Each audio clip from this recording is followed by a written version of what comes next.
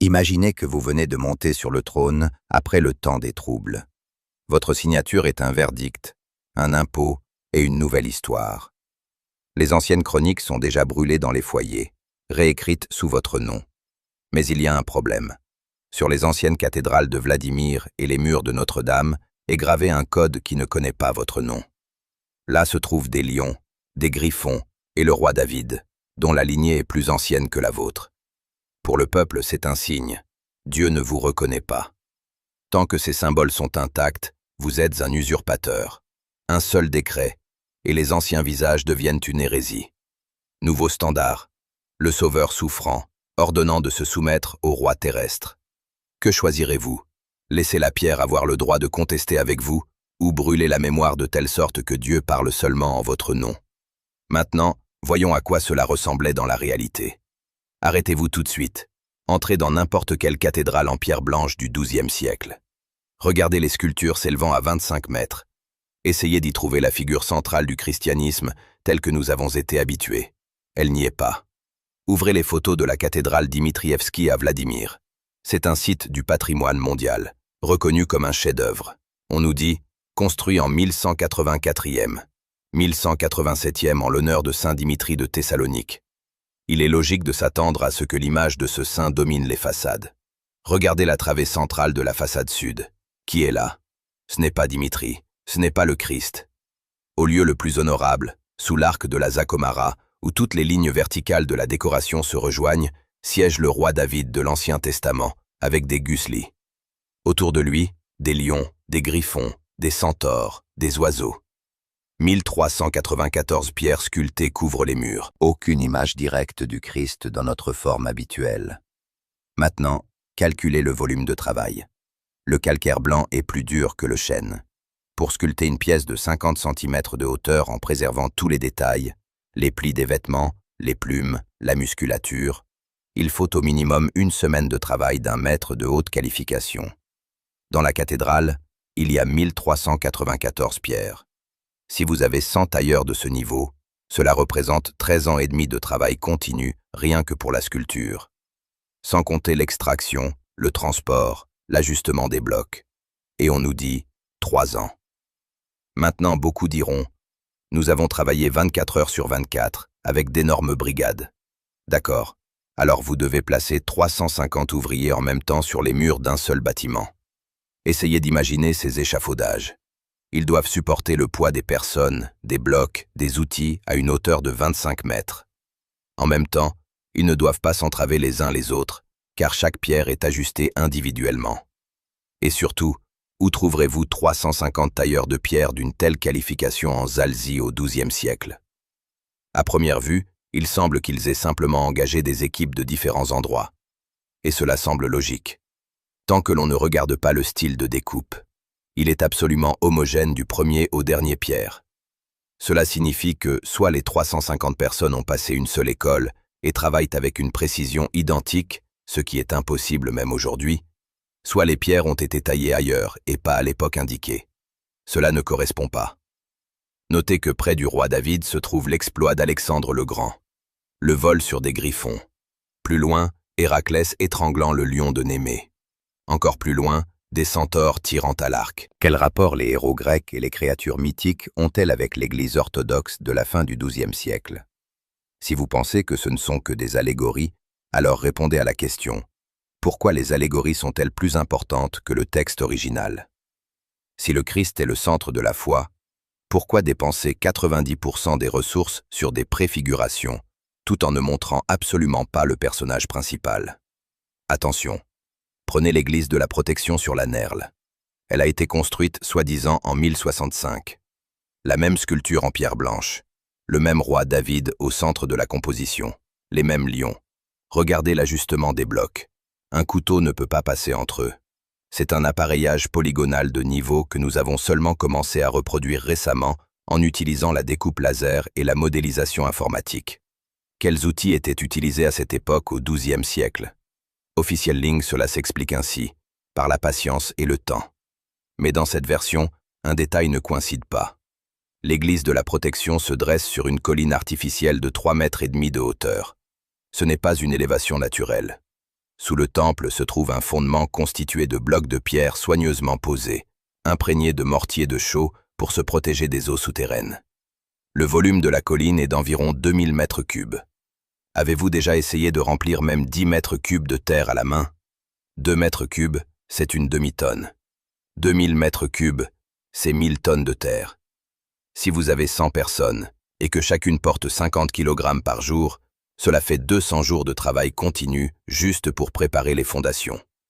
Sans compter qu'il faut compacter la terre par couches, sinon dans un an tout s'affaissera et le temple se fissurera. On nous dit, le prince André Bogolyubski a construit une église en une saison en mémoire de son fils. Trop vite. Maintenant, regardez la géographie. Ce même David, avec des gusles entourés de lions, sur la cathédrale Saint-Laurent à Gênes, sur le portail de San Marco à Venise, sur la façade de Notre-Dame à Paris. Les mêmes motifs, le même style, la même technique de sculpture. Ce n'est pas un emprunt, c'est un standard unique, répandu sur un territoire allant de l'Atlantique à la Volga. Et partout, un seul code. Le roi David comme figure centrale, les bêtes comme force contrôlée, l'absence du Christ souffrant. Que signifie cela? Cela signifie que devant nous ne se trouvent pas des temples chrétiens au sens moderne. Ce sont des nœuds de liaison d'un réseau impérial unique, de la Grande Tartarie. Un système où David n'était pas une icône religieuse, mais un code d'État. Un symbole du dirigeant, maintenant l'équilibre entre le monde des hommes et le monde des mécanismes. Maintenant, concentrons-nous. Voyons sous quelle bannière se sont battus ceux qui ont élargi les frontières de la Moscovie. Ouvrez les descriptions des bannières de bataille de la chambre d'armement. La bannière d'Ermak Timofeyevitch, l'homme qui a officiellement annexé la Sibérie, c'est-à-dire qu'il a nettoyé les derniers enclaves de l'ancien système. Que voyons-nous? Sur un même drapeau se trouvent un lion et une licorne. Ce sont les mêmes symboles qui sont sculptés sur les façades des cathédrales de Vladimir. C'est un blason que plus tard la couronne britannique privatise. Mais à l'origine, c'est le code du pouvoir légitime de la Tartarie. Et sur le deuxième étendard, le visage d'un guerrier. Officiellement, nous dit-on, le sauveur non fait de main. Mais regardez les inscriptions et l'iconographie. Ce n'est pas le Christ, c'est Josué, le général de l'Ancien Testament, successeur de Moïse. L'homme qui faisait tomber les murs des villes au son des trompettes et exterminait la population jusqu'au dernier. Pourquoi les baptiseurs de la Sibérie sont-ils allés au combat sous l'image du destructeur de l'Ancien Testament? Supposons que cela se soit développé historiquement. Alors regardez la bannière de Dimitri Pojarski. Il y a le même sujet, l'apparition de l'archange Michel à Jésus de Noun avant la prise de Jéricho. Ce n'est pas un sujet chrétien de salut, c'est un hymne à la guerre totale. Maintenant, c'est important. Sur la bannière de Pojarski, il y a une inscription, une écriture slavone. Il est écrit directement « Archistratis Michaile, Yavissia Isusu Navinu ». Pas Christ, pas Sauveur. Navin, le commandant destructeur. Si c'est une erreur ou une confusion, pourquoi ne l'ont-ils pas corrigé? Ces bannières étaient conservées dans la chambre des armes. Elles étaient l'objet de fierté de la dynastie. Elles étaient montrées, décrites dans des documents. S'il y avait eu une hérésie, elles auraient été enlevées immédiatement. Mais elles n'ont pas été enlevées. Parce qu'à cette époque, c'était la norme. Et maintenant, regardez les armoiries des villes russes, approuvées sous les Romanov. Yaroslavl, ours avec une hache. Vladimir, lion. Souzdal, faucon. Nijni Novgorod, cerf. Tous ces symboles sont directement tirés des façades des cathédrales en pierre blanche du XIIe siècle. Les mêmes bêtes qui entourent le roi David. Les Romanov n'ont pas inventé de nouveaux symboles. Ils ont approprié d'anciens. On prenait le code de la Tartarie et on le collait sur nos villes, les déclarant authentiquement russes. C'est une opération typique de légitimation. Vous occupez un territoire étranger, prenez ces symboles et dites « c'était toujours le nôtre ». Et surtout, vous effacez la mémoire de ce que ces symboles signifiaient auparavant. Et ici commence le plus étrange. On nous a toujours dit « Jésus-Christ est le centre de l'orthodoxie, l'alpha et l'oméga de la culture russe ». Mais les bannières sous lesquelles se construisait la Russe moscovite portent l'image de Josué, un homme dont le nom se traduit par « sauveur guerrier », mais dont la mission est la destruction et non la rédemption. Pourquoi? Parce que pendant la période que nous appelons le XVIe, début du XVIIe siècle, L'image de Jésus-Christ en tant que Messie sauveur n'était pas encore implantée dans la conscience collective. Un autre produit logiciel était utilisé, Jésus conquérant. Sous un même nom, à des moments différents, des tâches complètement différentes étaient promues. Maintenant, la linguistique. Abordons-nous à la prophétie qui est considérée comme le fondement du christianisme. Le prophète Ésaïe, chapitre 7, verset 14. « Voici, la Vierge concevra et engendrera un fils, et on l'appellera du nom d'Emmanuel. » Rappelez-vous ce nom, Emmanuel. En hébreu, cela signifie « Dieu avec nous ». Ce n'est pas seulement un nom, c'est une affirmation de statut, une connexion directe. Mais si la prophétie indique clairement « on l'appellera Emmanuel », pourquoi le monde entier le connaît-il comme Jésus? On dit généralement « Emmanuel est un titre et Jésus est un nom personnel ». Très bien. Alors pourquoi dans aucun évangile le bébé n'est-il appelé Emmanuel? Pourquoi les rois mages viennent-ils à Jésus? Pourquoi jamais, dans le Nouveau Testament, le nom donné par le prophète n'est-il mentionné? Croyez-vous que les Juifs, obsédés par l'accomplissement des prophéties, ont simplement oublié de nommer le Messie par le nom qui avait été prédit 700 ans auparavant? C'est l'Écriture. Regardez le nom Jésus. En grec, Iesous. Translittération de l'hébreu ancien, Yehoshua. Ce nom a été porté par des dizaines de personnages de l'Ancien Testament. Le plus connu est Jésus de Navi, le conquérant de Canaan, le général qui a détruit 31 villes. C'est-à-dire que le nom Jésus n'est pas un marqueur unique du Messie. C'est un nom courant de l'époque. Maintenant, reliez les détails. La prophétie exige Emmanuel, un code unique de liaison directe avec le Créateur. À la place, on utilise le nom générique Jésus, une marque derrière laquelle peuvent se cacher différents produits. À différentes époques, ce nom a promu différents personnages avec des tâches variées. Pour le XVIe siècle, un conquérant. Pour le XVIIe, une victime. Pour le XVIIIe, un consolateur. Le nom choisi est universel, le contenu est interchangeable. Et maintenant, parlons des termes. Ouvrez n'importe quel texte en slavon d'église avant la réforme de Nikon. Le terme pravslavi y est utilisé. Pas comme un nom de religion, mais comme un terme technique. Prav, gestion du flux de force. Slave, direction de ce flux. C'était un mode d'emploi de la réalité. Voyez ce qui s'est passé après la Réforme.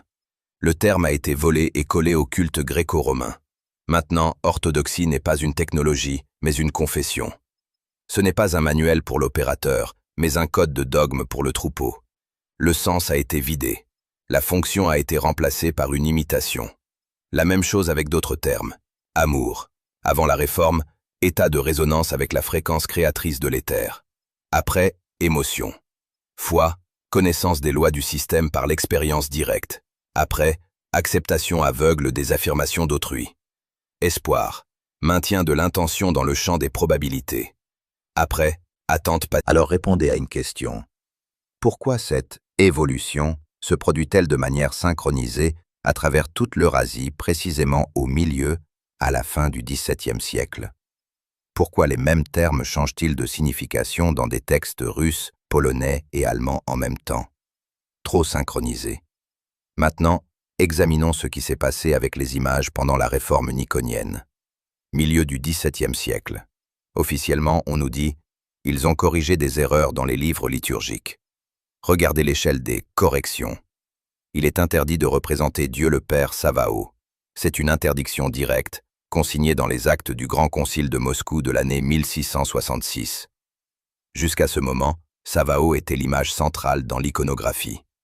Un vieillard avec une barbe grise, tenant la sphère de l'univers, le Créateur, celui qui a créé le système. Pourquoi a-t-il été interdit? Explication officielle. Cela contredit les canons, car Dieu le Père est invisible et indescriptible. Mais alors pourquoi, 300 ans avant la Réforme, était-il tranquillement représenté?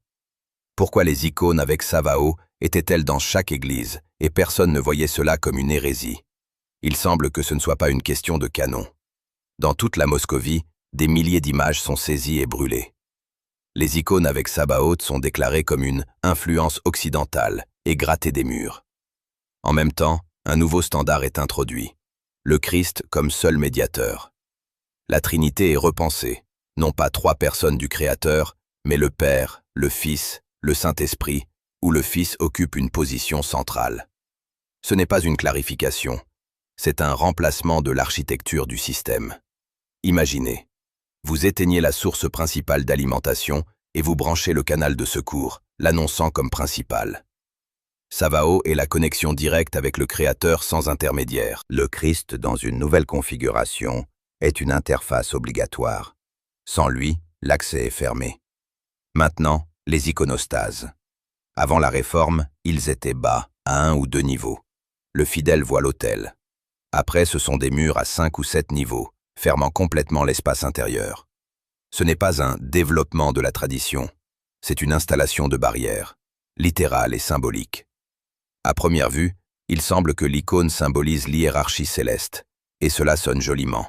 Jusqu'à ce que l'on se pose la question, pourquoi l'hiérarchie céleste a-t-elle soudainement exigé l'installation d'un mur physique entre le peuple et l'autel précisément au milieu du XVIIe siècle? Qu'est-ce qui a changé? Regardons la construction. L'iconostase des XVIIe, XVIIIe siècles n'est pas simplement un écran. C'est une complexe construction en bois d'une hauteur pouvant atteindre 15 mètres, pesant plusieurs tonnes. Pour l'installer, il faut renforcer les fondations, changer la répartition des charges dans le bâtiment.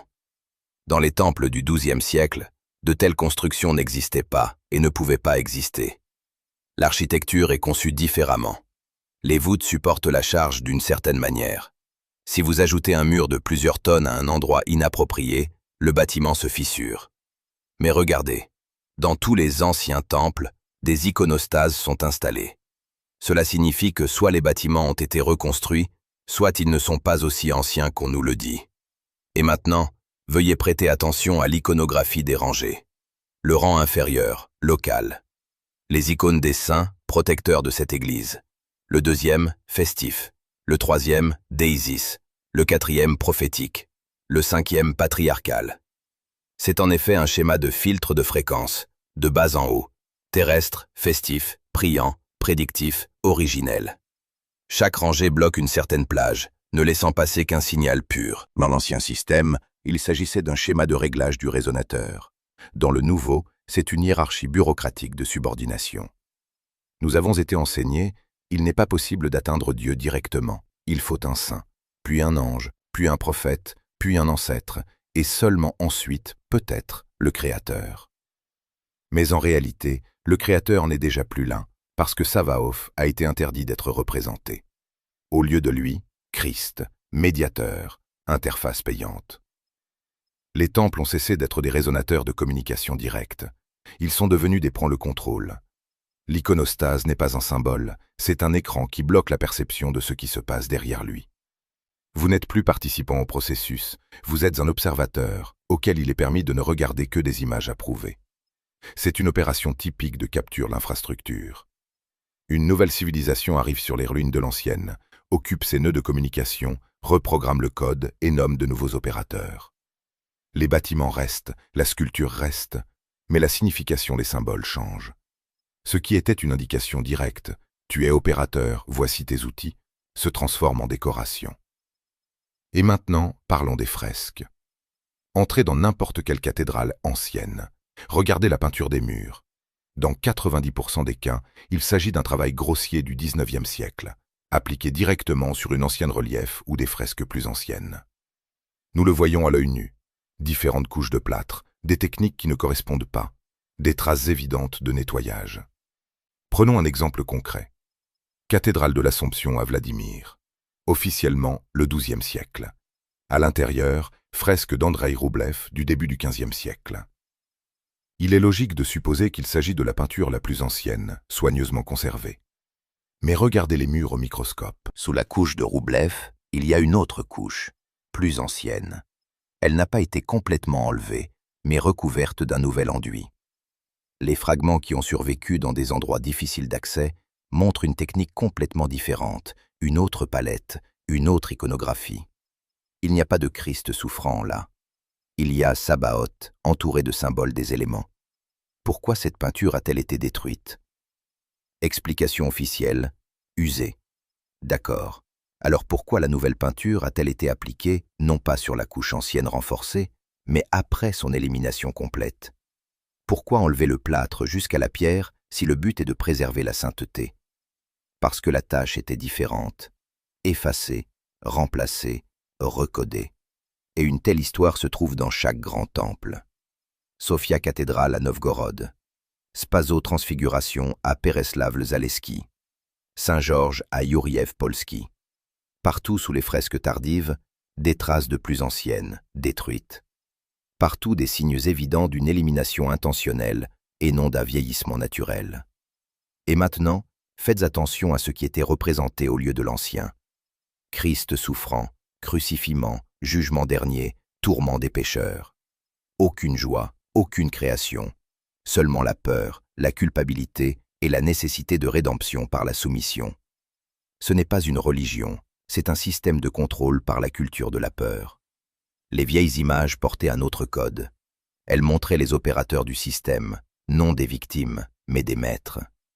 C'était dangereux pour le nouveau pouvoir. Il fallait effacer, peindre, remplacer par du contenu approuvé. Le processus a continué jusqu'à la fin du XIXe siècle. Faites attention aux restaurations. Chaque fois que le temple a été restauré, quelque chose d'authentique était détruit. La vérité est que l'Antiquité a été inventée. C'est une opération de légalisation du vol. Les Romanov et leurs alliés européens ont volé les technologies de la Tartarie, les ont renommées en latin et en grec, les ont datées d'un passé et les ont revendues à la population sous le prétexte de découverte de connaissances perdues. Platon, Aristote, Socrate, ce sont probablement des opérateurs renommés de l'ancien système. Leur philosophie est une version dégradée de la documentation technique. Ce qui était un manuel de gestion de l'éther s'est transformé en réflexions abstraites sur l'être. Maintenant, regardez la carte. Forteresse stellaire, cathédrale de pierre blanche avec David, vestiges d'édifices cyclopéens, tout cela forme un réseau. Les nœuds sont situés à une distance de 50 à 100 km les uns des autres, environ une étape quotidienne. Ou, si l'on parle d'une autre destination, la distance à laquelle le signal d'un résonateur atteint le suivant sans s'atténuer. C'est un système de communication à grande échelle planétaire. Après la catastrophe du XVIIe siècle, celle que l'on appelle la grande réinitialisation, le système est tombé en panne. La nouvelle civilisation n'a pas pu le restaurer. Mais elle a réussi à occuper les bâtiments et à reprogrammer la population, en déclarant les nœuds de connexion des temples et les opérateurs des saints. Maintenant parlons de la chose la plus terrifiante. Vous êtes-vous déjà demandé pourquoi il y a tant de mentions du 30e royaume, des passages souterrains, de l'eau vivante et morte dans les contes? Ce n'est pas de la fantaisie. C'est une mémoire dégénérée des technologies. La soucoupe de Baba Yaga est un appareil volant. Le petit ballon est un système de navigation. L'épée de Cladenetz est un découpeur plasma. L'eau vivante est une solution régénérante à base de liquide structuré. L'eau morte est un désactivateur qui arrête les processus de décomposition. Les Romanov ont transformé la documentation technique en folklore. C'est un coup de génie. Quand la connaissance devient un conte, elle cesse d'être perçue comme une instruction. Les enfants écoutent parler d'Ivan le Fol, qui vole sur un tapis volant, et ne comprennent pas que c'est une description d'un système de transport réel, existant depuis 300 ans. Soyons plus précis. Une cabane sur des pattes de poulet, qu'est-ce que c'est? On nous dit « fantaisie ». Mais ouvrez les descriptions dans les anciens textes. C'est une construction qui tourne. Elle a un devant et un derrière. Elle se tient à la frontière des mondes. C'est un nœud résonateur rotatif. Pattes de poulet, ce ne sont pas des pattes de poulet. C'est une déformation de piliers de fumée, des supports fumants, flottants, des piliers émettant de l'énergie. Une plateforme est installée sur eux, qui peut tourner, changeant l'orientation de l'antenne pour se connecter à différents points du réseau. Baba Yaga est l'opérateur de ce nœud. Elle est une jambe en os, c'est-à-dire partiellement mécanique, avec des prothèses. Elle vole dans un mortier. Elle contrôle un aéronef. Elle balaie les traces avec un balai. Elle efface la trace énergétique afin qu'elle ne puisse pas être suivie. Ce n'est pas une sorcière de conte de fées. C'est la description d'un opérateur dispatcheur d'un ancien système de communication. Et une telle histoire avec chaque personnage. Koschei Besmertny. Sa mort est au bout d'une aiguille, l'aiguille dans un œuf, l'œuf dans un canard, le canard dans un lièvre, le lièvre dans un coffre, le coffre sur un chêne. Qu'est-ce que c'est? Ceci est une description de la protection des informations critiques par un chiffrement multiniveau. Aiguille, porteur de code. œuf, premier niveau de protection.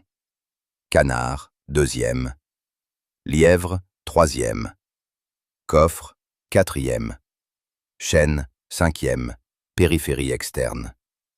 Pour accéder à la mort, déconnexion de Koshchei, il faut successivement pirater les 5 niveaux de protection. Et Koshchei est une version déformée de Kosht ou Koshun, c'est-à-dire gardien. Immortel signifie indestructible par des méthodes ordinaires. Ceci est une description d'un stockage de données protégées d'une ancienne civilisation. Nous avons transformé les instructions en divertissement, les manuels en mythes. Parce que lorsque le peuple oublie que les contes sont de la documentation technique, il cesse de chercher des moyens d'activer les systèmes décrits. Et les systèmes sont toujours ici. Maintenant, les villes modernes. Moscou, Saint-Pétersbourg, Paris, Londres. Tous sont construits sur les vestiges d'un ancien réseau. Le Kremlin, ancien nœud résonateur. La forteresse Pierre et Paul, phare de navigation. La tour Eiffel, antenne restaurée. Big Ben, synchroniseur horaire du système.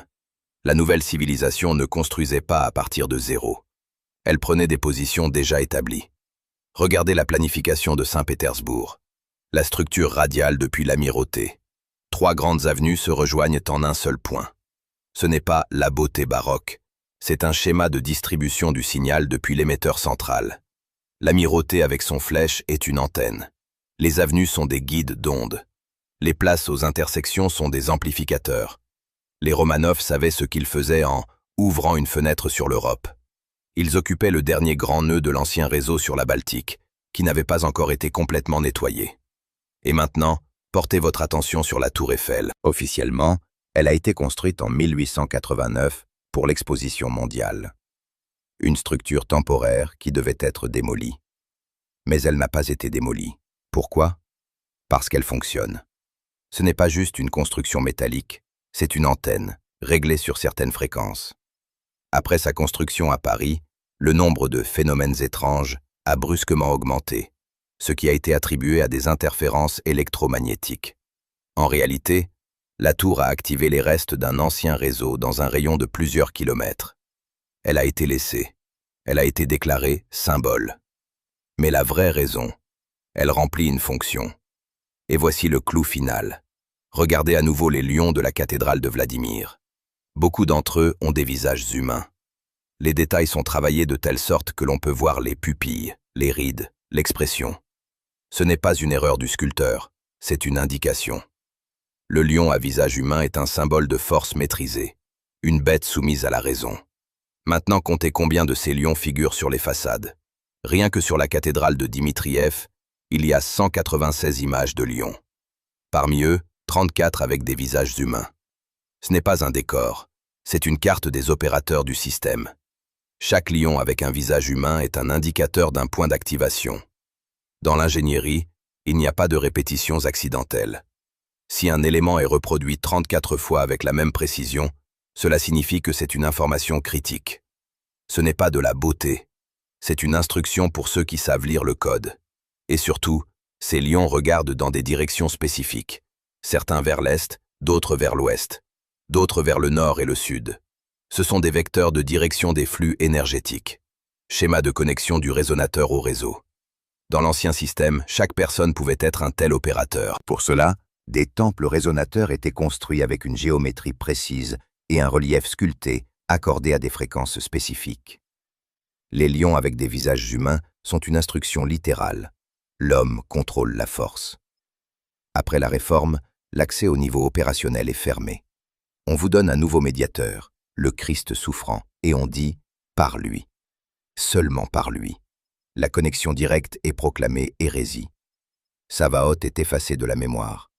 David sur les façades est renommé en archétype, dépouillé de toute signification autonome. Nous sommes une civilisation de l'amnésie. On nous a fait une lobotomie, remplaçant la mémoire des technologies par la foi en des miracles. Mais la mémoire ne se conserve pas seulement dans les livres. Elle est dans la structure de la pierre, dans la géométrie des villes, dans l'emplacement des nœuds du réseau. Elle est dans notre ADN, qui se souvient des temps où l'homme était l'opérateur du système et non son esclave. Et maintenant, Alors que le rideau du mensonge commence à se déchirer, nous avons une chance de reprendre notre droit à la connaissance. Chaque fois que vous voyez David sur la façade de la cathédrale, souvenez-vous, ce n'est pas un symbole religieux, c'est un code d'accès. Le roi opérateur, maintenant l'équilibre entre les mondes. Celui qui sait comment la lumière s'allume. Nous avons été contraints d'adorer l'interrupteur. Mais l'interrupteur est toujours ici. Le projet Jésus n'est pas une question de foi, c'est une question de contrôle. Sur la chronologie, sur les technologies, sur la conscience. On nous a convaincus que nous évoluons du simple au complexe, mais l'architecture de Vladimir et de Paris prouve le contraire. Nous sommes ceux qui ont oublié comment gérer les terres et ont commencé à prier un intermédiaire. Mais la connaissance ne disparaît pas, elle attend. Dans chaque lion humanoïde sur le mur, dans chaque pierre de maçonnerie polygonale, dans chaque bannière avec Josué, rappelant « La bataille pour notre mémoire n'est pas terminée. Regardez les murs, pas les manuels. Vérifiez l'ingénierie de tout ce qu'on vous dit sur les traditions séculaires. Cherchez David dans l'ombre des dogmes. Nous ne sommes pas des esclaves. Nous sommes les héritiers d'un système qui attend son heure. Le temps du silence est terminé. Le temps de la prise de conscience est venu. Et cette vérité est l'arme la plus puissante que nous ayons.